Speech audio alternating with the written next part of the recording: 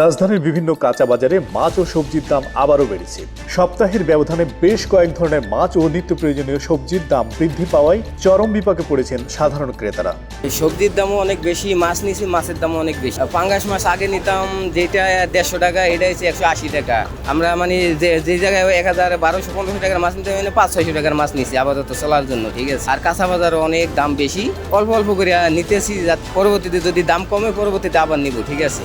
অনেক বেশি তুলনামূলকভাবে 2 কেজি 100 গ্রাম এই কাতলা মাছটার দাম নিল সে 380 টাকা কেজি। এটা টু মাছ। ওরা তো যে সীমিত আয়ের মানুষ হিমশিম খাচ্ছে, যে কই মাছ এগুলো মানে কত করে কেজি আঙ্কেল? 200। আসলে এই 160 টাকার মতো কেজি কিনছিলাম।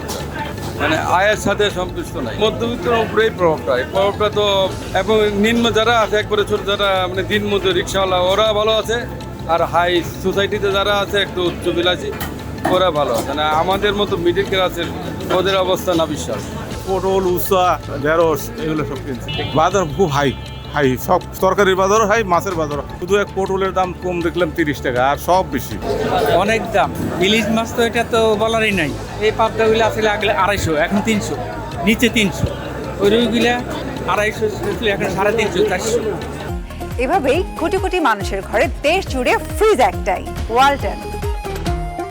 আমি মাছ কিনছি, মাংস কিনছি। গরুর মাংসটা একটু দাম বেশি, 800 টাকা চাই এখানে। ইলিশ মাছের দাম অনেক। চিংড়ি মাছ 1500 টাকা কেজি। আসলে 1500 টাকা কেজি এক কেজি চিংড়ি কেনা, এবং সেই চিংড়িগুলোর মধ্যে দেখা যায় দেখাই বিষ পান, মাথার মধ্যে ইনজেকশন করা, পুশ করা জেলিয়ালা। কি করবেন? বাধ্য হয়ে কিনতে হয়, নিতে হয়, জেনেও বিষ পান করতে হচ্ছে। বাজারের অবস্থা ভয়াবহ অবস্থা।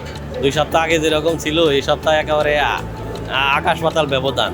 এমন অবস্থা হয়েছে, সবগুলো বাজার করা নিয়ে বাসায় যাওয়াই কষ্ট হয়, যে পরিমাণ টাকা নিয়ে আসছি। কিন্তু তারপরেও কিছু কিছু করে কিনে নিয়ে যাচ্ছি আর কি। এই বৈরী আবহাওয়ার কারণে সমস্ত কিছুর দাম বাড়ছে। ক্রেতাদের অভিযোগ, আয়ের তুলনায় বাজার খরচ এতটাই বেড়েছে যে সংসার চালানো কঠিন হয়ে পড়েছে। অনেকেই প্রয়োজনের তুলনায় কম কিনে বাড়ি ফিরছেন। 500 বেশি, 450 বেশি কাতলা মাছ। বড়ডি 450, 500 বেশি। ছোটডি 450 বেশি। পাঙ্গাস এগুলা 250 বেশি। ওইটার দাম বেশি। ওই সবটারই 10-20 টাকা করে বাড়ছে। কারণ অন্ত বর্ষার সিজন মাছ নাই, বাইরের মাছ তো হয় নেই, আন্দোলন সবাই পানি। এই 2 মাস এরকমই যাই, তারপরে গিয়ে কমবে। দাম বেশি, দাম সব কিছুরই, সবজির দাম বেশি।